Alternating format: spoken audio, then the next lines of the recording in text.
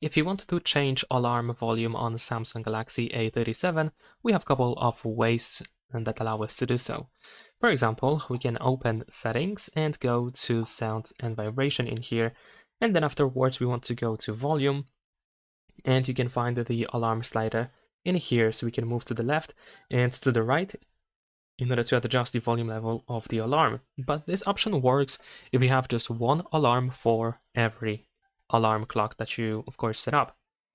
And besides that, we can, of course, open the clock app, where if you open it for the first time, you have this option, set same volume for all alarms. So you can clearly see that we have exactly the same slider. And if you press OK, then of course you're gonna do that. You're gonna use just one volume for every alarm that you have in here.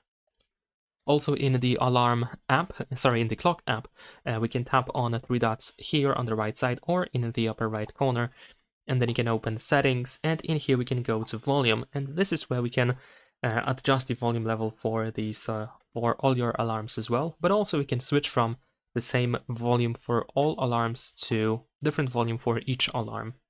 And if you have this option selected, then of course you cannot change it in here, and you cannot change it in the sound and vibration settings.